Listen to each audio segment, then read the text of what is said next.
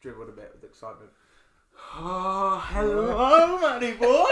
Hello, mate. Ah. We've just spent 2.5 hours watching The Dark Knight.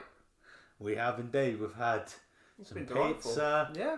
We've watched some Batman. But yeah, so we are prepared for this week's podcast. And we've got tea. Let's do this together. Hey. There we go. Oh, that's not bad. It's a good cup of that. Not a bad That's a good cup of tea. Yeah. It's really good. Yes. Hello and welcome to another excitable, maybe transformative episode. Possibly so. Of Don't Be a Hero podcast, where we'll be diving deep into the DC realm that is Christopher Nolan's Dark Knight.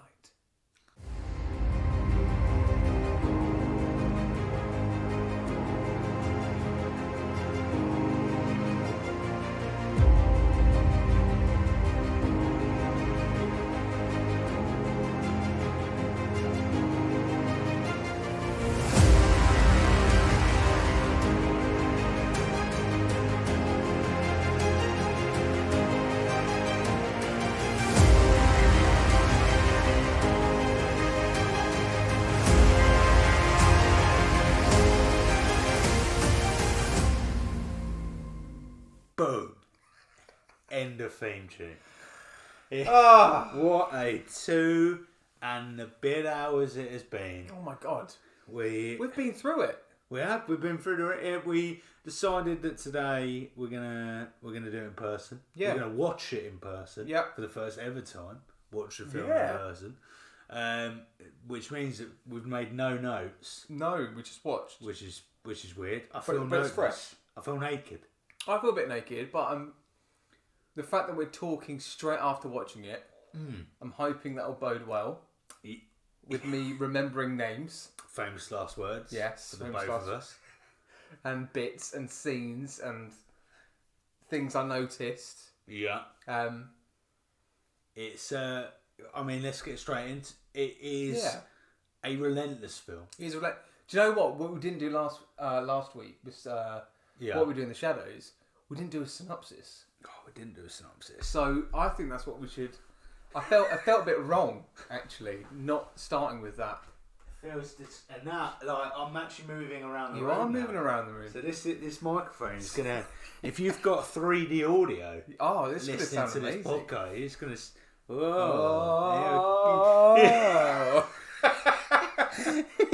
Here we go on the move. So fill this time up. Oh, I'm sorry, I decided to take a sip of tea at the wrong time. Yeah, so I mean, it packs a punch. This movie. We don't. If you're listening to this and you're a superhero fan, I'm positive you've seen this movie probably more than once. It's one of my favourite superhero movies of all time. I mean, the performance, let alone from the late Heath Ledger, is iconic. It's absolutely iconic. But there's some amazing performances.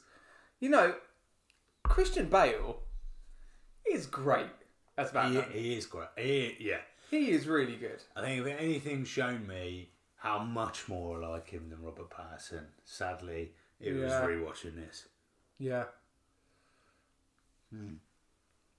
But let me read a synopsis. All right.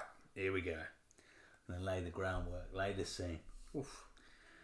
With the help of allies, Lieutenant Jim Gordon and DA Harvey Dent, Batman has been able to keep a tight lid on crime in Gotham City. But when a vile young criminal calling himself the Joker suddenly throws the town into chaos, the caped crusader begins to tread a fine line between heroism and vigilantism. Not much about the Joker in that. Isn't much about the Joker. No. Vile young criminal as well. Yeah, a vile young criminal. Yeah, I don't think he's young. No, I don't get the sense that he's young. I know. I mean, they were a lot younger. Batman Begins has I would argue, a young a young villain. I get the sense that Batman and the Joker are kind of the same age. Yeah, both middle-aged blokes, right? Yeah. Strange choice. Sonny throws the town into chaos. The caped crusader begins to tread a fine line. Yeah, okay. Yeah, I can. Yeah, not the most exciting synopsis. Rotten Tomatoes. Just out of interest, I mean, I'll feel this with talking as well while you look this up. You've got the phone on you. I want to know what kind of awards it got. Yes. Just out of interest, because there's something that we're next episode we're going straight back into the MCU, and the MCU don't get many awards, if any, really. So I'm just interested from a superhero perspective, what kind of awards it may have got. So I can tell you, it won a whole host of awards. Oh, did it? So Heath Ledger. Oh, of course. His performance won. Right, here we go. An MTV Movie and TV Award for Best Villain, an Academy Award for Best Actor in a Supporting Role, Empire Award for Best Film, the whole film. Wow. Golden Globe Award for Best Supporting Actor went to Heath Ledger. Screen Actors Guild Award for Outstanding Performance went to Heath Ledger. A BAFTA Award for Best Actor in a Supporting Role, Heath Ledger. People's Choice Award for Favourite On-Screen Chemistry, Heath Ledger and Christian Bale. Academy Award for Best Sound Editing. Yes. It's impeccable. Absolutely incredible. The music by Hans Zimmer really sets the tone on this movie, and it just executes it brilliantly. It's got Critics' Choice Movie Award, the Saturn Award for Best Music by Hans Zimmer, Costume Designers Guild Award for Excellence in... Can't see the rest. Oh, Excellence in Fantasy Costume Design for Film. Oh, okay. There you go. What have we got here? We've got any quirky awards here. San Francisco. Best eyebrow colour? Best eyebrow colour? No, but... That's reserved for Thor. Yeah, I think, to be honest, mate, the way you like your eyebrows, you need to make that award. That is I think I might, mate. Matt's award for... We should do our Don't Be a Hero podcast awards. Oh, my... Genius idea. Yes. Oh, my God. Yes, we should. 100%. Oh, my God. Our best supporting role. Yeah. Best actor, best actress. Yeah. Oh! That could be like after a phase. We should like put that in the highlights or something. After every phase, give them awards. God, yes. Fuck. Right. Wow. There you go. On the fly. We're coming out with a podcast on this. There you go, people. You heard it here first, folks. That's what we're doing. You did indeed. But yes. So, what were your overall Dark Knight's thoughts? Oh my God, Forrest. Okay, so this movie came out in 2008. Yes, it did. The sudden loss of Heath Ledger threw this movie into a different kind of scope and a different type of attention from the media and the awards. Obviously, subsequently, it got from its recognition. Taking away the fact that, yes, it's a sad loss with Heath Ledger and the performance is iconic, it is still just a brilliant movie, and it's the story, the way it's composed from a narrative perspective, the way it's shot. Christopher Nolan is an utter genius. There's no other way about it. This is one of my favourite superhero movies of all time, if not the best one for me. It came at a point where I was 18, where I saw it for the first time, and I was blown over and inspired by Heath Ledger, which then led me into a career path that I'm in. So, yeah, it's close to my heart. It has got I've never seen this before in our time on Rotten Tomatoes. Oh yeah, jointly 94% for both the tomato meter and the audience. I mean, that's amazing. 94%. 94% audience score, over 250,000 ratings. and it is. It's amazing. Right. I think it is so. Apart from Act 3, we really discussed this well earlier, paced, yeah. extremely well paced throughout. The start of the film is probably one of the finest starts in any film. So this genre or otherwise, it is absolutely. It gets straight into it. The cast is amazing. It's just a thrill ride. It's so exciting to watch. I think let's talk about it. Let's go to the cast. Yeah, let's talk about the cast. So I think the introduction to Harvey Dent, so Aaron Eckhart. Yep. The introduction and the court scene anyway, is a little bit fishy, but I actually think that his introduction is pretty poor, and I think, and my reason for that is I believe that Aaron kind of beginning of the film it went down a reasonably caricature. I kind of, you know what I got? I got vibes of Iron Man 3 with I see what you mean. what's his face? The guy behind Hammer Tech guy. Yes, Hammer Tech. Yeah. John Hammer. Yeah. Yeah. So, and I got a little bit like, oh, okay, yeah, this gets into a bit of a. There's no need for this when the whole film is layered in so much truth and realism that actually you can't afford to have a character that feels like they're part of a different type of movie. But as soon as we move on from the first scene, I feel like actually Harvey Dent becomes a much more rooted. Yeah, I think there's like you've got kind of like quirky lines, standard kind of like, but Your Honour, I wasn't finished. You know that bit where he's in the court, and you're like, oh my god, what a cheesy lawyer! What a cheesy lawyer! How am I supposed to love this guy? The cheesy lawyer. You're a cheesy lawyer. You. I enjoyed his performance. You know, as you know, as Harvey Dent and Two-Face. I think the the issue is that you've got Heath Ledger creating an iconic performance as the Joker. Yeah. And then you're like, oh, I've got to be a secondary antagonist. Oh, okay. So it's not like his performance is bad. It's just majorly overshadowed by what is a masterpiece performance. Yeah, a masterpiece. And let's talk about Heath Ledger.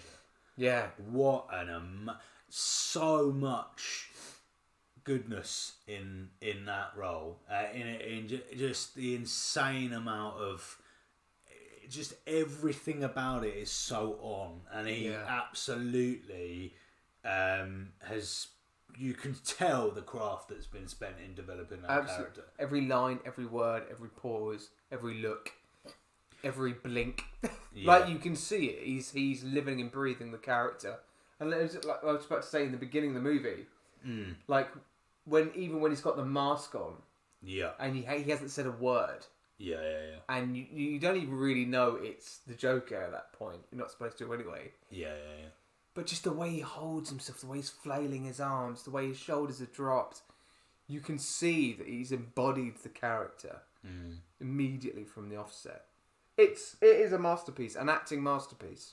There's one scene, just one scene where actually for me he drops it mildly, and I wonder if it is. So he's fine-tuned this character based on, like, you can feel like the costume, the makeup, everything about it is layering him up, right? Yeah. Now, throughout the film, he has this thing where he slants slightly, doesn't he? Yeah. He slants very much to the left. He's left, I think it would be. And then, but he's a little bit bent over, a little bit downward. Now, there is one really quick scene when he first gets imprisoned. Yeah. And then you see him, and he's sat upright, and it's the first time we see him without the signature jacket. Yep. And he's just got his waistcoat, hasn't he? And he's got like a shirt on that's rolled up. Yeah. In that, he is not principally primary primarily in that scene. So you're not focused. Not focused. Yeah, that's it. Not the focus. But if you look at him, it slightly becomes Heath Ledger sat there. Yeah. Because he's bolt upright, which is fine, but he is like he's like fidgeting in a very different way and very heightened and very on it, and then nowhere near any other scene is he like that. Apparently, he remained in character whenever he was in costume. Yeah. And had the makeup on. But that's what I feel. I feel that scene, they removed part of his makeup's not as strong anyway, is it? Once he's in prison, No. And he loses his jacket. Yeah. I wonder. There's me thinking really in depth as an actor whether he's gone. Oh, hang on a minute. He's dropped that bit of clothing and he's going. Hang on. You know, because you'll have to watch it and really kind of see that in that moment. It's only that moment, that specific moment, where I thought, oh, hang on a minute. That's a take that they've kept in. Yeah. Which doesn't feel like he's, in it.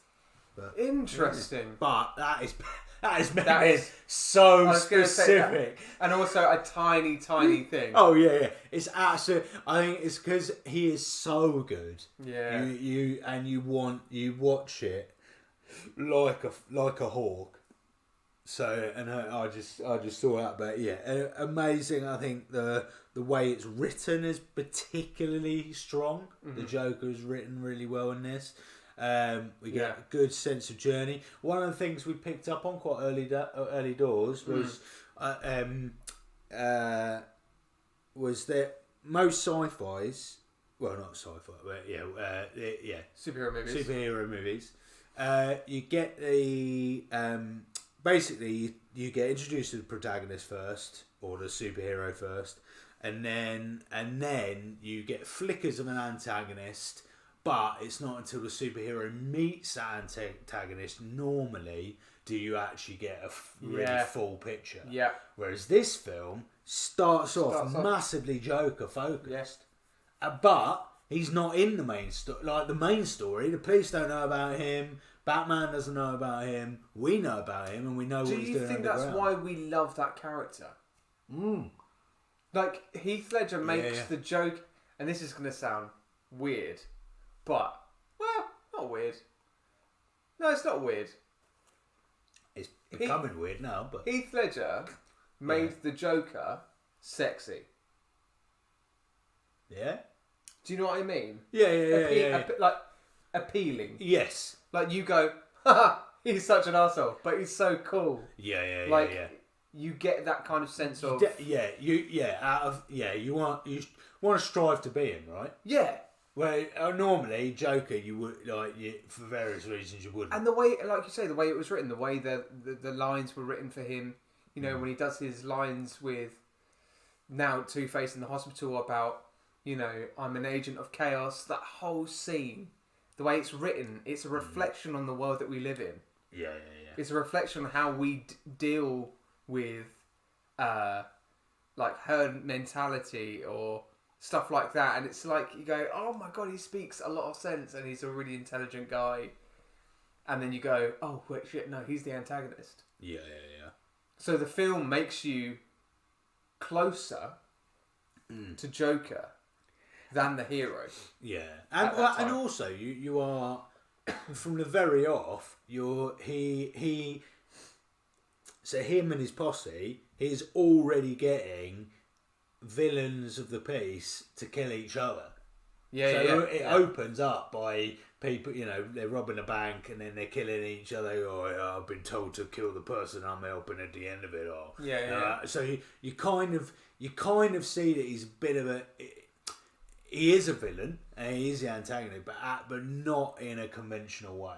Like he's trying to be the Robin Hood, but in a really awful way.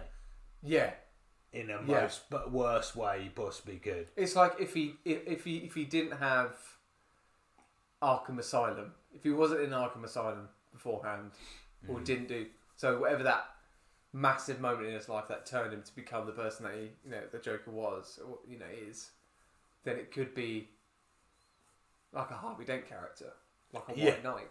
Yeah, He could have been the White Knight. Yeah, exactly. Really. Yeah. And well, yeah, exactly. Yeah, precisely that. Next character. Who else do we have? That was so announced. You sat next to me, mate. Christian Bale. Christian Bale. Who did he play? Oh, little old Batman. Little old Batman. Right, yeah. You asked me a question at the very start of the film. Yeah. About Christian Bale. Do you remember? I did, and I do. And obviously, in previous podcasts, Forrest, you have vocalised your disdain for the Batman voices. Christian Bale's Batman's voice is quite I say iconic. It's imitated a lot. Yeah. What are your thoughts on it? Fine. He doesn't whisper. He has Really? the gravelly. Yeah, he has a gravelly voice where he's like speaking low, but he's not whispering. He's just talking. I'm the Batman. I'm a Batman. Joker, you can't do that. Whereas he's exactly. Yeah. He's like Jabba the Hutt.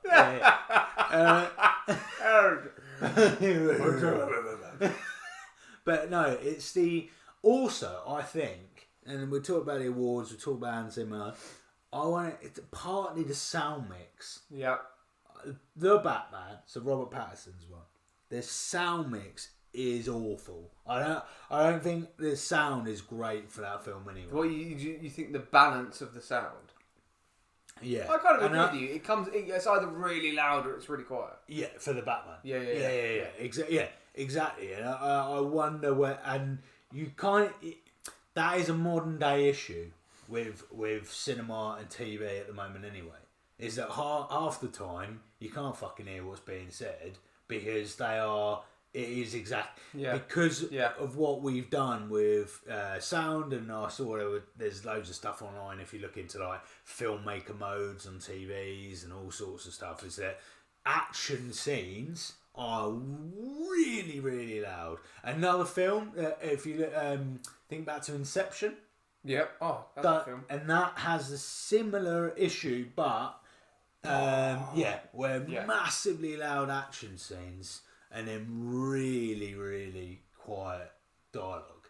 And the issue you have with that is that actually you then, for me anyway, if I'm watching a film like that, by the time you get to the dialogue scene, you're like, oh, okay, this is quieter, so I'm not supposed to tune in as much to this, or, I'm going to start falling asleep because they're just talking, and whoa, okay, we're back. Whereas this, Dark Knight, perfectly balanced there. And you were saying about there was no music at all for the chase scene. Yeah. With the underpassage. Is that what it's called? The underpassage. The underground. Yeah, I don't know. We all under know the what bridge. scene we're talking about. Like Under the bridge. Yeah. That thing. Heath Ledger gets himself a bazooka, tries to shoot out. Gets himself bazooka. Oh yeah. There's no sound yet. I think briefly again, just talking about Hans Zimmer. I think the way it's kind of composed, just complements the movie, complements the narrative, and they kind of in the scenes as well. Like they, it's not. What am I trying to say? It's not overpowering. No. But it's used in the right moments. Yeah. That sounds really silly. And obvious, but do you know what I mean? But I think it's underrated. Yeah, completely underrated. Yeah. Is awesome. So that was the. Sorry, we started whispering, didn't we? We did, and I think actually, this is fine. Robert Pattinson, I just don't like the Batman. I didn't think it was strong. I think it has strong moments. Robert Pattinson's one. It has strong moments. It doesn't feel like a strong movie. I need to watch it again. I've only seen it once. Yeah, same. But but so recently that I remember how I enjoyed it. I did enjoy it. I do remember going, that was good. But maybe because Robert Pattinson was, I thought, a decent Batman. for a younger Batman as well. Yeah. But yeah, Christian Bale's great. Chris Bale, absolutely amazing. Gary Oldman. Gary Oldman. Oh my god. So, Gary Oldman. I love this performance. I thought he was great. There are a couple of times where his accent drops. Yes. Did you notice that? Oh, 100%. Yeah. Yes. Accent definitely drops. Which is kind of annoying. Don't give the guy the accent because he's such his dramatic acting chops in this film is amazing. He really he shares a scene with Harvey Dent straight after the Harvey Dent court scene that we were on about earlier. Yeah.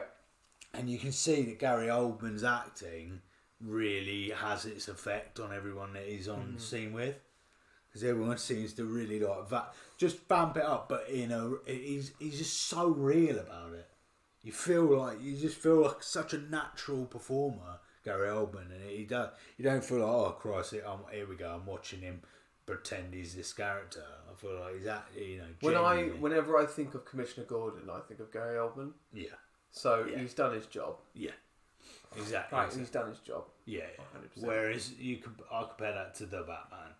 And it's an easily forgettable performance. Yeah. That's true, yeah. But, so Gary Oldman's quality. Who else have we got Michael in there? Caine. Michael Caine. Who's supposed to blow the bloody boulder? Michael Caine. Wait, no, it's fat. No, more, no.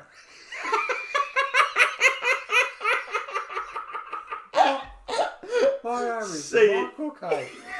Seeing your face transformation, which the listeners won't appreciate, was amazing. I really struggled there. Why? No. This is no. See when he cried. You got to talk about Michael Caine when he's about Master Bruce. Master Bruce. Is that right? It's Rob Brydon, isn't it? Who does it? Yes, it's the trip, isn't it? Steve. Oh my God, what's his name? Rob Brydon and plays bloody Steve Coogan. Yeah, Steve Coogan. Yeah, and they go, the older Michael gets, he gets slower and slower with his words.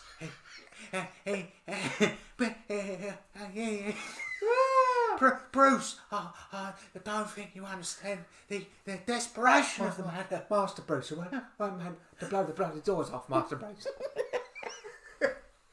Fantastic. He was great. He was great. He's balanced, isn't he? You got to get a legend in there. Oh, Morgan Freeman. Speaking That's of legends. who we're talking about. Morgan Freeman. Oh, well, that's Morgan Freeman. Yes, he was also in the film.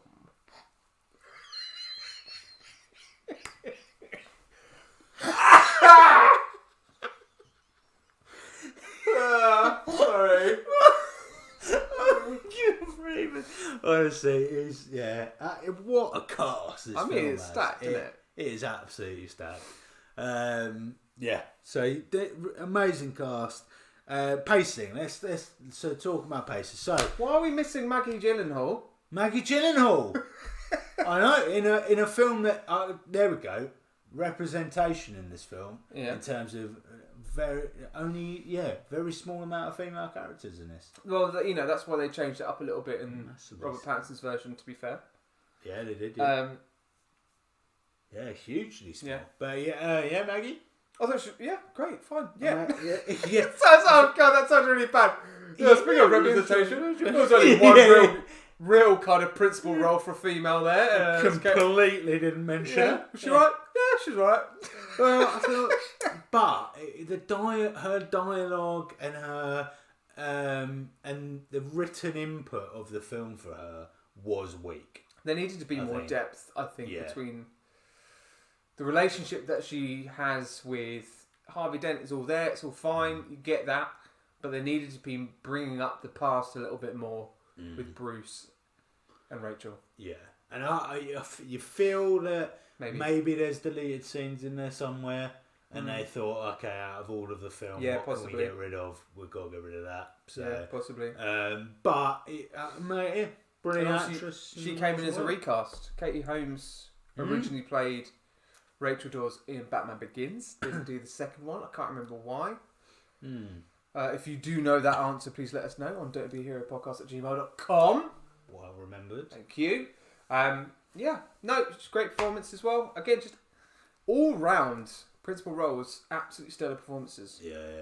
No, fantastic. Pacing. Yep. Pacing. Me and Matt were talking about. So in the first act, there are very few scenes that are actually like longer than about 30 seconds long.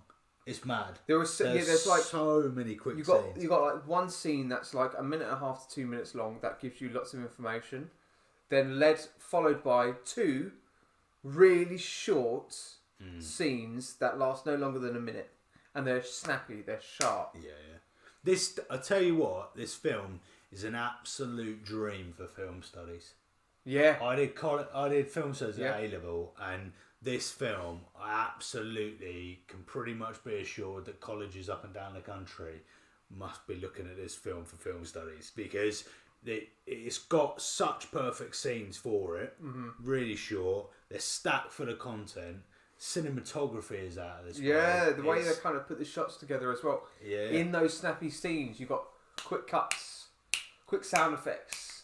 Bap. There's this bit between Lucius and Bruce where he shows them his new gauntlet, and he just presses a couple of things, and it's like, shh. Perhaps you should read the manual before you use it. And then boom, that's like a minute. That's a scene. That's done. Yeah. He's got his new gear. Good. Okay, cool. Moving on. Like bits like that. That happened a lot. And then we get to the third and final act, and things take a little bit of a nosedive. In terms of but I think that's at the fault of the fact that there was so much action in the first and second half of the movie. Like we were just saying, when we turned it on, we're like, oh, here we are, straight away. Yeah. Like it starts the action starts immediately. Yeah. There's no let up until the third act. Yeah, no, that's true. And to be honest, even like I think the Batman and Joker bit is fine because you've got the hostages. Yeah. So there's quite a lot of action there before he gets to Joker. Then when he gets to Joker, that piece of dialogue isn't too long, even though it's crucially important. Bearing in mind we haven't really seen them have as much of a full piece of dialogue as that. I think the main gripes would be the ferry scenes. I think I agree with that. Yeah. Yeah, I think we are exposed too early to the idea of both ferries have the ability to kill, to explode the other ferry. I think how in my view how it should have gone is Gordon and Batman on the roof.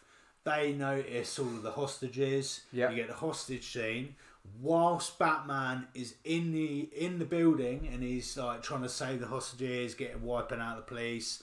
Whilst that is going on, then I think the Joker should have been in dialogue with the ferries to go. This is what's going on. Yeah. You both have these devices. Yeah. That way, we would have got rid of all of the additional footage of all of the people on the ferries going, "Oh, I think we should kill him. Oh, let's have a vote." Oh, because it would have literally just been Joker doing that. Cut to a couple of shots of the ferries, kind of going, "Oh God, what should we do? What should we do?" Maybe put a bit of the vote in there. Flashback. Batman's got Joker. They're both looking at the ferries, and then there you go. I can't complain with that. That's a good idea. And also, if you'd have done it that way, we as an audience wouldn't know what the because the way it's done, we know that the Joker and Batman are going to look at the ferries and nothing's going to happen because we know that they're both wrong. They're going, we're not going to do it. Whereas if we didn't know that, and we were in the perspective of the Joker, how awesome would that be? Oh my God. Just send an email, mate. Send an email to Mr. Christopher Nolan. Hello, Mr. Nolan. If you'd like to get me on board for the writers for any of your future films, just let me know. I don't know why I'm back from New Zealand. I don't know why. Christopher, Forrest has better ideas than you. Sorry if that was too loud for anyone wearing headphones or earphones. Yeah. I realise I do that way too many times. Yeah. And I sometimes listen back to the podcast and I'm like, that's too loud. I shouldn't have done that. So I've probably done it again. So I'm really sorry about that. Someone's in their car going, oh, what did they say? Fucking hell! Crash. Oh no! I've just done it again. Could you imagine? Yeah, you caused the crash. Imagine that. Oh, I feel bad now. What a bad image that the police officer's gone. What was the last thing you were doing? Oh, I was listening to Don't Be a Hero podcast, and Matt was telling me all about the Dark Knight. And then he approached the microphone and said to Forrest, who's the co-host? Sorry, Who is this? Who are we talking to? Feels like a character. Have you ever watched Psychoville? Yeah. It feels like a character. Margaret. Psychoville. Margaret from Yorkshire. Yeah, this is Margaret. Having a lovely time in the A12. Driving along, when Matthew approached the radio station. Well, Margaret from Yorkshire, if you're an avid listener, you'd know that I tend to do it every fucking episode, so get over it. Anyway. such a long little spout from the two. Anyway. But yes, so that's mine. It was the ferry bit, and it was also when, Two-Face has got Gordon and his family, and we get a little bit too much of I'm pointing the gun at. It's quite melodramatic, isn't it? It is, and it's just long, and I'm like, I don't really care. Sorry, I was like, oh my god, I thought someone died. The neighbours have just. No. There you go. It's gone quiet again. I was a bit worried we were going to be listening to a domestic. Yeah. Yes. That's completely thrown out. When Two-Face got a whole family, and it's just like it's a bit too much of like, oh, he's going to point a gun at someone else. It's like, get a move on, mate. This could have finished like ages ago. I don't agree. I really like that moment. Okay. But I think it's at the wrong point of the movie. Oh. I think that should have happened a little bit sooner. Before, I think the last thing that we should have seen is Joker getting either apprehended or thrown back into Arkham Asylum. Yeah. Right? But the whole Two-Face thing shouldn't have been the last thing in it as a sequence. Yeah. The family thing, I liked because the stakes were really high. Okay. And the tension was there. Yeah. I just think it was at a place in the movie where your audience is going, oh, this is a long movie. Oh, I'm a bit tired from all this action. Oh, and now the kid's being pointed gun to his head. Oh, that's a bit much for me. So I don't know. I really like the moment. So maybe if it was placed a little bit earlier, might have served better. Don't know. Taking a turn. Did Heath Ledger die? He died before this came out, didn't he? Yes. So, my question, and we could look this up. I think he died in February. I think. Was there initially a scene at the end of the film with the Joker, which would have set up the events for the next film? And therefore, did it get removed because of what happened? I don't know. Because I agree that we get fuck all conclusion in regards to the Joker at all in this film. Now, we feel that he would have been in another film, right? Yeah. So, there would have been another. Surely there would have been another scene from after him hanging there. Because we don't get, the cops don't get him or anything, do they? We literally just see him hanging, and that was it. Because now what would happen is it would have ended like that, and we'd have got a mid or end credit scene which would have then been him in, like they did with the Batman, didn't they? Yeah. But yeah, I don't think there was. No deleted last scene with Heath Ledger. I'm just looking. Just out of interest, see if there's anything going on. Yeah. Don't think so, mate. No, that's well, so the really did just kind of end the Joker then, didn't they? Really? Yeah. But because they didn't want to kill him because they can bring him back, blah blah blah. But you still got to have some kind of end note, really. Yeah, true.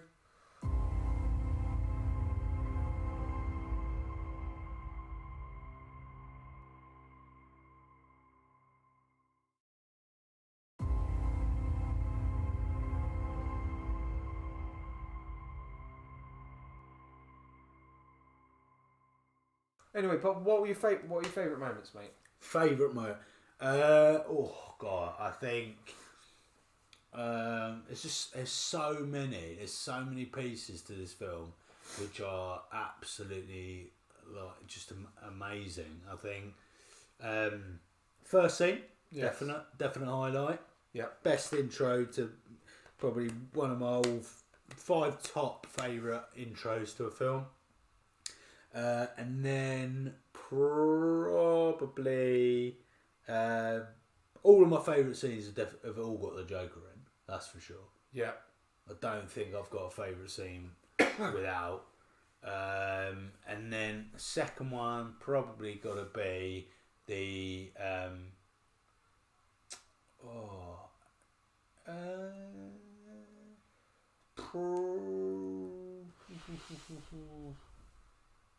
just prior to the hospital exploding. So when we get the 3, I think it cuts between 3 different things, doesn't it? We've got Gordon in a car with the dude who's trying to announce Bruce. Then you've got Two-Face in the hospital, and then you must have Batman must be doing something at that moment as well. What's he doing? Driving. In his Lambo. Oh, yeah, he's being Bruce, isn't he? He's not actually Batman at that point, is he? It's in his Lambo. So, yeah, you got kind of various things going on. I really like that. But there is a best bit. But you tell me yours, mate. I'll try. There's so many. It's got to be the Harvey Dent and Joker hospital scene. Just the way it's written, the script's fucking brilliant.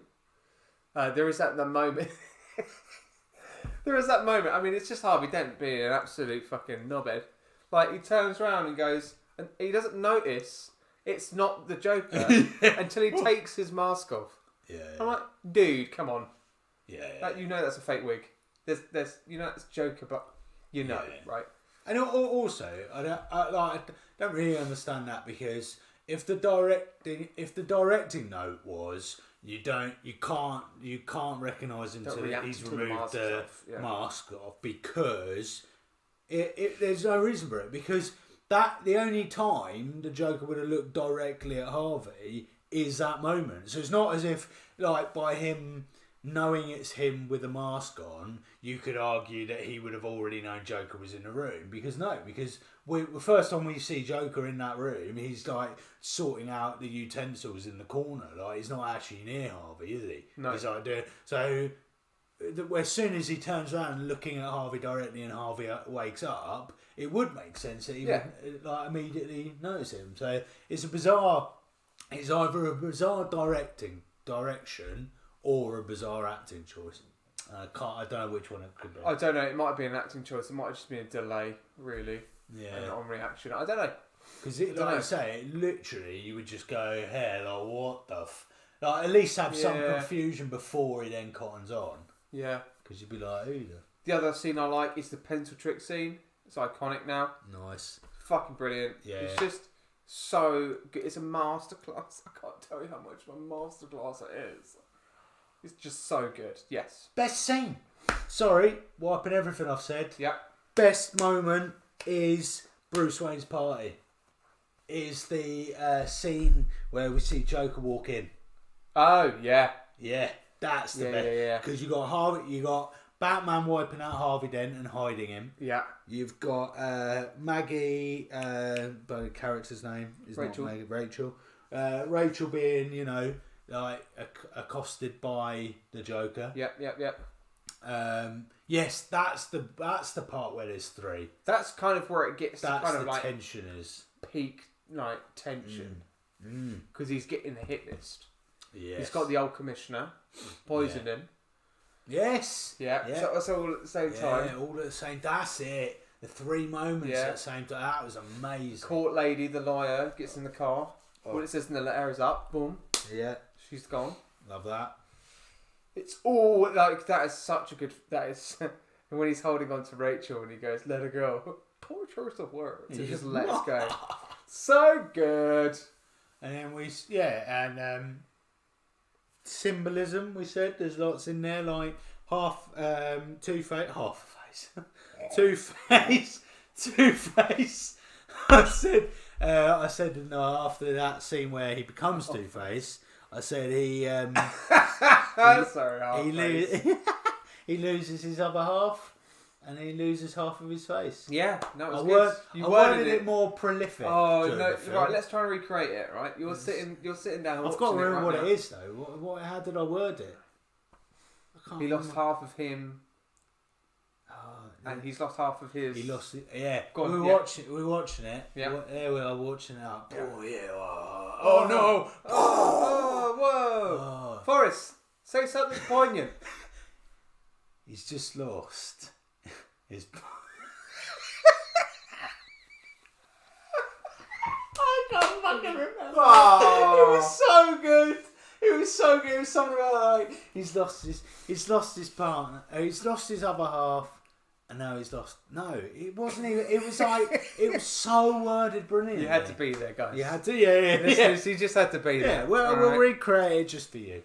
And this is exactly why we don't say stuff during the fucking films, man. I know, well, because then we lose the nuggets. In all honesty, we tried very hard not to talk to each other when we were watching it. We were just like, I'm just going to save that comment for later. We will definitely, when we watch Endgame together, we'll definitely have to have a purposeful, like, ignoring each other for 2 hours. Because or we just do a watch along with our listeners. Do a watch. Yeah, how do you feel about that? As if they're going to reply, yeah, we'd love that idea, thank you. Yeah, we'll do a watch along. Yes, because you had the great idea where you put a little timestamp at the bottom, right? Yeah. So we'll put it on YouTube because we'll make it a video one. Yes. Make it a video one, make it live, timestamp at the bottom, you can watch the film along with us. I feel like this is the episode where we're coming up with some amazing ideas. Oh, yeah, I know. If we skip forward to phase 4, we're like kings of the MCU podcasting world. If only, mate. Interviewing Kevin Feige. That's the dream. Oh, it's the dream. Oh, so yeah, but yeah. So all in all, a fantastic. How long has this been? Before 47 minutes. Oh wow! There you go. You've been Right, talking for a while. Yes, that's all right. For a Wildcard film. Yeah. Because we can absolutely go into complete and utter detail, but actually, these are wildcard choices. Yeah. And I don't know about you, Matt, but I've thoroughly enjoyed. Mate, I've really enjoyed doing these wildcards. Like I said last week, I am so ready for phase 3. Oh yeah. Like this is it. This is the phase. This is the one. This is the end game. You said it. You said it. We get Spider-Man, we get bloody Civil War, we get so much. We get so much. We start with Infinity Civil War, right? Did we start with Civil War? I think we do, yeah. I'm gonna look it up. I'll tell you what, let's park Dark Knight. Say thank you very much, Dark Knight. That was an absolute experience. Thanks, Mr. Nolan. Thank you. I do you know what? And I'm loving the fact that we managed to watch that, especially obviously when we did Iron Man. We'll talk about Iron Man. We'll talk about Dark Knight, and we're kind of comparing and contrasting because it all came out the same year. So it's quite nice to do that. It's mate. So we're done. So you got to go back and have a listen. So we started with Star Wars. Yeah. A New Hope. Yep. We then went to what we did do in the Shadows. A little comedy there for you. Yep. A little bit of comedy, and now we've finished with The Dark Knight. Those are good wildcards. We're treated to a nice threesome of theatrical beauty. Yeah. And that's all down to you, listeners, for suggesting those movies to us. So thank you for doing that. Very much. But like you say, fully now ready for phase 3. So I tell you what, Forrest, let's go down the timeline. Let's do this. Of the MCU phase 3. So just to remind everybody, the reason why we've been doing this podcast is not only just to do superhero movies and talk about them and talk about the love of superhero movies, but the reason why we're doing the MCU is that we're doing it in order of release. I think I said in a few episodes ago, I went chronologically. It's not true. We're doing order of release, aren't we? We are. So up to now, chronologically, is not that far off. It's only actually Captain America, which would go right at the beginning. And Captain Marvel. And Captain Marvel. Well, yeah, but we haven't had Captain Marvel. So what I'm saying, the movies that we've done up to now are actually chronological.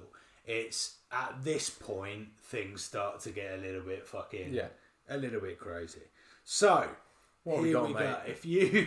Phase 3 Let's go. is an absolute treat. So let's go. We start with Captain America Civil War. Give it to me.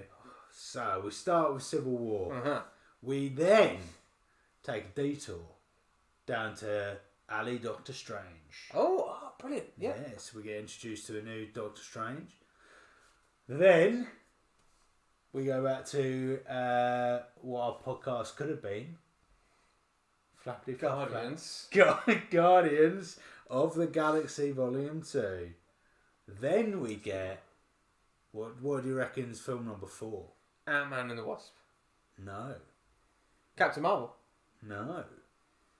Gets introduced very briefly in Captain America Civil War. I don't know. You do. Spider-Man. Oh, crikey. Spider-Man Homecoming. Is our first first race. Then after that, these are bangers. It's honestly banner after banner. Then we're gonna get into this. I look forward to this podcast because it's gonna be the first time I've ever watched this film its full way through, and we'll have very different opinions. What is that? Thor Ragnarok. Oh, of course. We're gonna have very different opinions. Potentially, I might watch it back and maybe I'm gonna change my mind. I don't think you will. But no. Yeah. Then we go Black Panther. Amazing. Awesome. Then we go to Avengers Infinity War. Oh, I'm not ready. My heart's not ready. My mind's not ready. That is 4, 5, 6, 7 massive films. Then we go to Ant-Man and the Wasp, which is good. I'm looking forward to watching that again. Yeah, we'll see. Then we go Captain Marvel. Great. Fantastic. Captain Marvel will be a good one because actually, this is obviously going back to the film times, badge where we are now in 2022. Yeah. We're going to have Secret Invasion to talk about. Yes. And Nick Fury. So actually, by the time we get to Captain Marvel, should have some interesting things to say about that. Then after that is Avengers Endgame. Colossal. Then we get another Spider-Man to end the phase. Far From Home. Oh, it's Far From Home. End of phase 3, is it? Yeah, that's very unusual That's to have. interesting. That is 2 of the same superhero. How many movies is that, my friend? That is 11 films. We have got 11 movies in the MCU phase 3 to go through. We start with the TV. Phase 3 starts TV, doesn't it? Yeah, well, that's it.